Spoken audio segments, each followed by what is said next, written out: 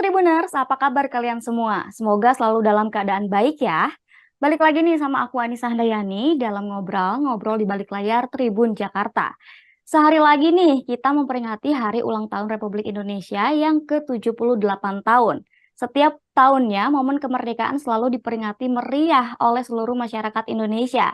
Seperti diadakannya lomba-lomba unik, karnaval, dan pastinya upacara kemerdekaan yang sakral gak pernah terlewatkan.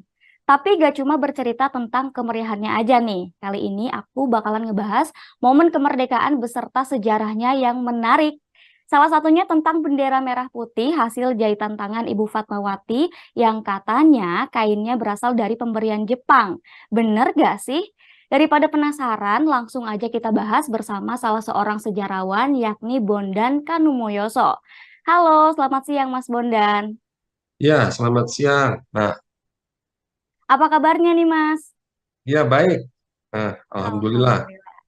Baik, Mas. Kalau biasanya Hari Ulang Tahun Republik Indonesia ini kan sangat terkenal dengan kemeriahannya. Kali ini aku tertarik banget nih untuk ngebahas beberapa sejarahnya, biar masyarakat Indonesia juga tahu kan. Salah satunya bendera merah putih yang katanya kainnya itu pemberian Jepang. Itu emang bener ya, Mas? Boleh diceritain nggak nih, Mas?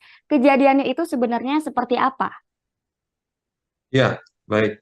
Jadi selama ini mungkin ada berbagai versi tentang asal-usul bendera merah putih, gitu ya. Artinya bendera Ya. merah putih itu adalah bendera pusaka yang dikibarkan pada tanggal 17 Agustus 1945 di Jalan Pegangsaan Timur nomor 54 di 56 di depan rumah Bung Karno, gitu ya. Nah, bendera ini memang memiliki riwayat yang cukup istimewa begitu ya. Karena pada masa pendudukan Jepang tentu saja eh, kita itu tidak bisa semaunya sendiri mengibarkan bendera gitu ya. Ya, ada aturan-aturan lah yang diterapkan oleh pemerintah pendudukan Jepang tentang bagaimana cara pengibaran bendera yang tentu saja yang diutamakan adalah bendera Jepang.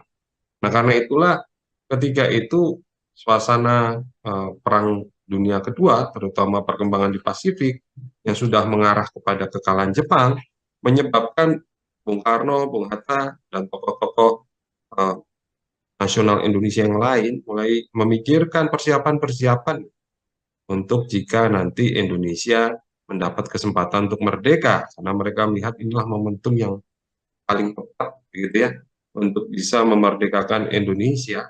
Karena begitu Jepang menyerah, ada satu periode yang kemungkinan besar di mana uh, pemenang perang yaitu pihak sekutu itu akan harus melakukan konsolidasi gitu ya sebelum bisa kemudian mengembalikan Indonesia kepada Belanda misalnya yang dianggap sebagai pengkoloni Indonesia yang sebelumnya.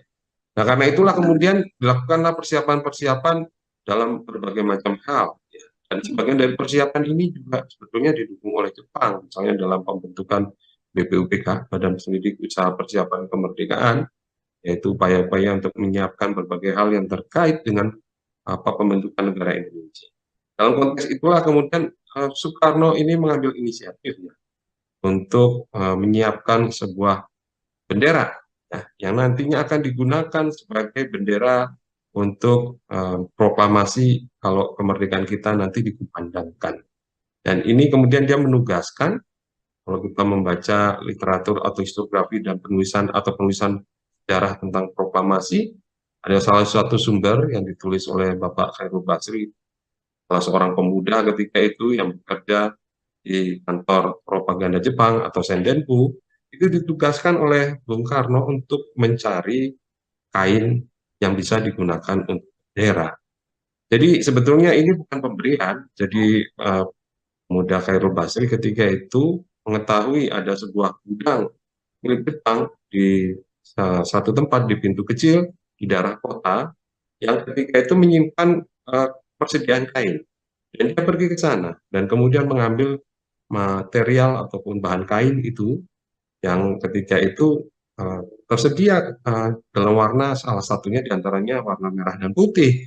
Maka kemudian diambillah bendera itu dalam ukuran yang sebetulnya tidak akurat seperti aturan yang ada di dalam ketentuan perundang-undangan tentang bendera merah putih, yaitu 2 kali 3 ya, 2 kali 3, 2 meter kali 3 meter. Kalau kita melihat ukurannya tidak tepat sesuai. Nah, inilah cikal bakal daripada apa yang kemudian kita kenal sebagai bendera merah putih. Karena kain ini kemudian diserahkan kepada Ibu Fatmawati, dan kita tahu bersama cerita kelanjutan dari bagaimana proses pembuatan bendera ini. Kain itu kemudian dijahit oleh Ibu Fatmawati, dan ketika momentum itu didapatkan ya, pada tanggal 17 Agustus, maka bendera yang tadi sudah disiapkan atas permintaan Soekarno kepada Khairul Basri dan dicarikan kainnya dan ditemukan di salah satu gudang Jepang di daerah kota, inilah yang kemudian dijahit oleh Bu Fatmawati dan dikibarkan pada tanggal 17 Agustus 1945 pada pukul 10 pagi dalam acara proklamasi kemerdekaan Republik Indonesia.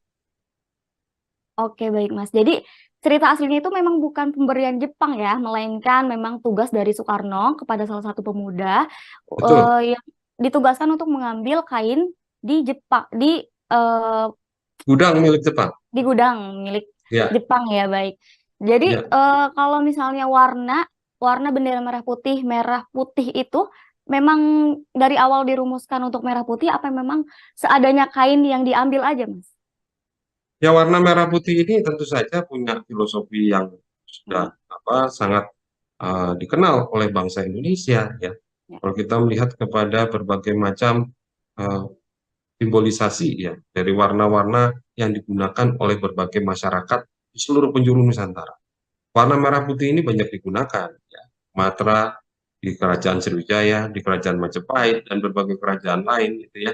Dan ini menyimbolisasikan nilai-nilai filosofis yang dianut oleh bangsa Indonesia, yaitu hal-hal yang terkait dengan keberanian, yang terkait dengan kesucian, dan bagaimana kedua hal itu merepresentasikan semangat bangsa Indonesia, gitu ya, untuk hidup sejajar dengan bangsa-bangsa lain. Jadi warna merah putih ini memiliki riwayat yang panjang. Jadi pembuatan bendera merah putih atau keputusan untuk menjadikan merah putih sebagai bendera nasional atau bendera kebangsaan kita bukan hanya diambil pada tahun 1945, jauh sebelum itu. Bahkan ini Oh, sudah digunakan oleh kerajaan-kerajaan di Nusantara. Yang paling jelas itu adalah Majapahit, yang dalam berbagai macam peristiwa itu mereka menggunakan bendera atau warna-warna umbul-umbul ataupun bendera ya, ya itu saja punya bentuk atau format yang berbeda, tetapi itu adalah warna merah putih gitu ya. Dan inilah yang kemudian mendasari keputusan dari tokoh-tokoh nasional untuk menjadikan warna merah putih ini sebagai bendera nasional negara Indonesia yang merdeka. oke, Mas. Nah, setelah momen kemerdekaan itu kan Indonesia nggak serta-merta merdeka ya, Mas, karena situasi Iya, malah makin genting. Dan katanya iya, Presiden Soekarno juga sempat pergi membawa bendera itu untuk mengamankannya. Bahkan ada momen di mana bendera pusaka sempat dirobek jadi dua bagian. Nah, kalau ini gimana ceritanya, Mas? Kok bisa sampai ya, dirobek gitu? ya. Ketika kita merdeka, tentu saja suasananya itu adalah suasana ralihan ya dari kekuasaan Jepang kepada sekutu. Nah, pada bulan September, pihak sekutu sebagai pemenang perang itu mulai masuk ke Jakarta. Ya. Mereka mendarat di Pelabuhan Tanjung Priok di akhir bulan September, dan peserta mereka membonceng itu NICA, Netherlands Indian Civil Administration, yang adalah pemerintahan sipil Belanda ya yang berusaha untuk mengkoloni kembali Indonesia dengan membonceng kekuatan sekutu. Nah, masuknya NICA ini kemudian diikuti oleh masuknya tentara-tentara Belanda ya, yang dikirim di sini memang untuk mengkoloni kembali Indonesia. Maka situasi di Jakarta menjadi tidak aman. Karena kalau tentara sekutu memang tugasnya hanya untuk mengamankan wilayah bekas yang diduduki oleh Jepang, yaitu wilayah Indonesia ketika itu, dan kemudian mengembalikannya dalam situasi yang aman dan tertib gitu ya. Tapi mereka memang mengembalikannya kepada siapa belum jelas. Tentu saja kalau ketika Mm-mm. itu tidak ada pemerintah Republik Indonesia akan dikembalikan kepada Belanda. Nah, Belanda berkeinginan untuk menunjukkan pada sekutu bahwa mereka masih memiliki kekuatan untuk menguasai Indonesia kembali. Nah, akibatnya apa? Pemerintah Republik Indonesia yang sudah dibentuk pada tanggal 18 Agustus 1945 dengan seluruh kelengkapannya, dan ada wilayah yang diputuskan, ada berbagai macam pemerintahan daerah yang sudah dibagi, dan ada pembagian kedudukan para menteri dan segalanya sehingga sebetulnya sudah ada sebuah negara ketika sekutu masuk. itu kemudian menjadi tidak aman karena berbagai teror yang dilakukan oleh NIKA dan tentara Belanda. Dalam kondisi seperti itu, pemerintah Republik Indonesia memutuskan untuk memindahkan ibu kota dari Jakarta ke Yogyakarta. Dan kemudian keputusan ini semakin matang ya, karena semakin hari teror itu semakin membahayakan para pimpinan kita. Sehingga di awal bulan atau di awal bulan Januari mungkin ya, 1946, Soekarno dan Hatta itu dipindahkan beserta seluruh kelengkapan dari pemerintahan Republik Indonesia yang sebelumnya berkedudukan di Jakarta ke Yogyakarta. Dan sejak itulah kita punya pusat pemerintahan di Yogyakarta. Jadi kita pernah punya ibu kota selain di Jakarta adalah di Yogyakarta selama periode Revolusi Kemerdekaan antara tahun 1945 sampai 1949. Nah, di dalam proses pemindahan ibu kota itulah bendera merah putih ini kemudian untuk keselamatan daripada bendera pusaka itu sempat dibagi begitu ya. Pembagiannya mungkin masih kelihatan tuh sekarang di dalam bentuk dari jahitan bendera itu ya, potong beberapa bagian silahkan dilihat, saya sendiri malah belum pernah lihat. Ini supaya kemudian tidak dicurigai sebagai bendera karena ketika itu Belanda sudah mulai menguasai kota Jakarta ya dengan kekuatan militer yang tentu saja mereka siap karena mereka memiliki perlengkapan ya dan juga tentara yang sudah disiapkan. Jadi karena itulah untuk menjaga agar bendera pusaka dapat dibawa dengan aman sampai ke Jogja, maka ditempuhlah cara untuk membagi-bagi bendera itu antara warna merah dan putih. Tapi berapa potong dan berapa bagian yang kemudian dibagi itu mungkin bisa dilihat sendiri ya sebagai satu bukti otentik ya. Nanti mungkin kalau ada kesempatan bisa diperiksa. Dan kemudian itulah yang disatukan kembali di Jogja untuk peringatan proklamasi kemerdekaan Indonesia yang pertama di tahun 46. Jadi ada bekas jahitan dan penyatuan kembali dari bendera yang tadi sempat dipotong ketika dibawa ke Jogja demi keamanan agar bendera ini tidak disita oleh Belanda. Oke, baik, Mas. Jadi memang sekacau itu keadaannya ya, membuat Indonesia juga jadi bingung harus bertindak seperti apa, dan maka dari itu tindakan merobek atau membuat bendera jadi beberapa bagian itu adalah keputusan yang paling tepat ya, Mas? Iya, sebetulnya nggak dirobek sih. Kalau yang dirobek itu bendera Belanda di Hotel Yamamoto di Surabaya. Itu dirobek memang karena merah putih biru dan para pemuda sudah mendapat kabar tentang kemerdekaan Indonesia. Sehingga pengibaran bendera merah putih biru yang dilakukan oleh orang-orang Belanda dalam kerangka membonceng kekuatan sekutu itu menghina atau mencederai ya rasa kebanggaan kita sebagai bangsa yang merdeka, sehingga anak-anak muda di Surabaya memutuskan untuk menaiki yang bendera Hotel Yamamoto yang ketika itu dikibarkan bendera Belanda dan merobek bagian birunya sehingga kalau itu dirobek. Kalau bendera merah putih tidak dirobek, tentu saja dipotong dengan rapi karena bekas jahitannya sampai sekarang masih ada. Ya. Oke, Mas. Tapi selain kejadian bendera ini, adakah momen menarik lainnya yang saat menjelang kemerdekaan nih? Salah satunya yang aku tahu kejadian teks asli proklamasi yang sempat dibuang ke tong sampah, Mas. Itu oleh siapa, Mas? Ya, ini sebetulnya bukan teks asli, tapi teks draft ya, naskah yang ketika itu didiskusikan antara Soekarno, Hatta, dan Ahmad Subarjo. Ya. Jadi sebelum proklamasi itu dikumandangkan, ada satu perbincangan di antara tiga orang tokoh-tokoh nasional ini, yaitu Soekarno, Hatta, dan Ahmad Subarjo, sebagai tokoh-tokoh senior yang pada malam dan pagi hari menjelang 17 Agustus itu berkumpul di rumah Laksamana Maeda. Ya. Yang lainnya anak-anak muda. Nah, tiga orang inilah yang kemudian memisahkan diri dan mencoba merancang sebuah teks proklamasi karena tidak ada satupun yang ingat tentang isi dari naskah pembukaan Undang-Undang Dasar yang cukup panjang. Kalau diingat-ingat ya mungkin salah-salah. Nah, ketika itulah Bung Karno meminta Bung Hatta untuk membantunya dan juga Ahmad Subarjo untuk mengkonsep draft naskah proklamasi. Jadi naskah itu ditulis oleh Bung Karno dengan bantuan dari Hatta dan juga Ahmad Subarjo, sehingga ada beberapa bagian yang dicoret-coret. Setelah draftnya selesai, dipanggillah pemuda Soekarni yang kemudian dibawa kepada Sayuti Melik untuk diketik, gitu ya. Nah, ketika selesai diketik, itu draft rupanya ya mungkin karena suasana yang sangat menegangkan begitu ya dan penuh dinamika, itu dibuang ke tempat sampah draftnya, tapi naskah aslinya dibawa dan ditandatangani oleh Soekarno-Hatta. Itulah sebabnya kemudian apa eh, draft naskah proklamasi itu sempat hilang beberapa waktu begitu yang ternyata disimpan oleh PM Dia, salah satu pemuda yang ketika itu juga hadir di rumah pelaksanaan militer. Oke, baik, Mas. Mas, kalau sekarang kan momen kemerdekaan bisa dirayakan dengan meriah ya, seperti diadakannya lomba-lomba di setiap daerah. Tapi setelah kemerdekaan 1945 itu, momen kemerdekaan dirayakan dengan cara apa lagi selain upacara, Mas? Kan kalau sekarang ada lomba-lomba di setiap daerah gitu, Mas. Ya, sebetulnya ada banyak cara ya untuk merayakan kemerdekaan itu ya. Ini kan momen di mana kita me- apa, menjadi bangsa yang merdeka dan ekspresi dari perasaan itu bisa beragam-agam ya. Kalau di Jawa misalnya itu banyak lomba-lomba lah. Yang sebetulnya adalah tradisi yang sudah lama ada dalam perayaan-perayaan yang lain, tapi kemudian menjadi semacam kebiasaan bagi masyarakat.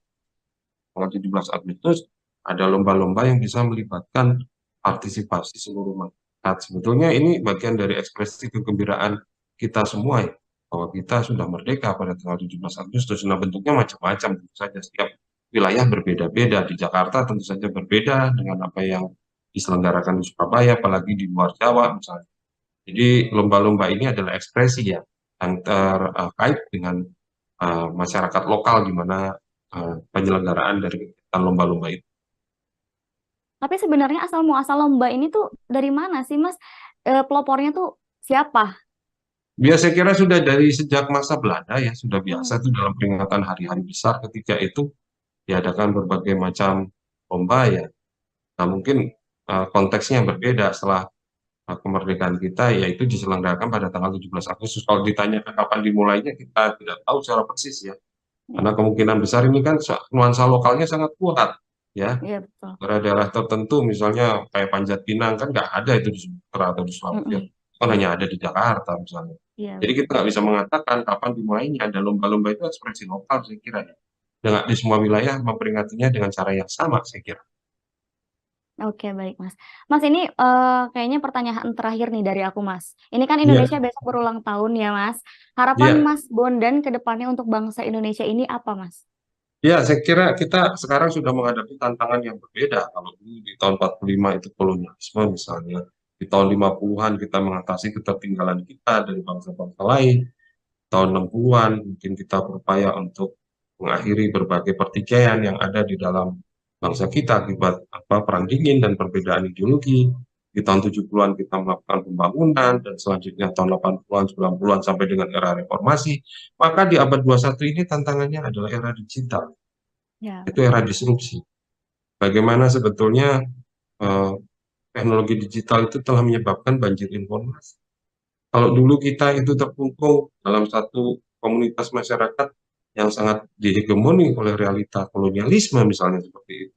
Sekarang kita hidup dalam masyarakat global, di mana informasi itu datang dari berbagai penjuru, bahkan sampai di tangan kita melalui gadget atau gawai yang kita miliki.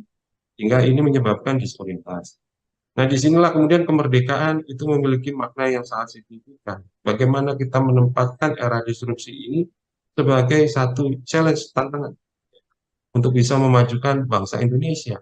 Bagaimana teknologi digital bukan memecah belah, bukan kemudian bahkan menimbulkan ancaman berupa ideologi transnasional, tetapi justru seharusnya bisa menyatukan kita sebagai bangsa, memperkuat keindonesiaan kita melalui berbagai dialog yang sekarang sangat mungkin dibuka ya, antara berbagai komponen bangsa dengan memanfaatkan berbagai platform yang ada dalam teknologi digital. ya.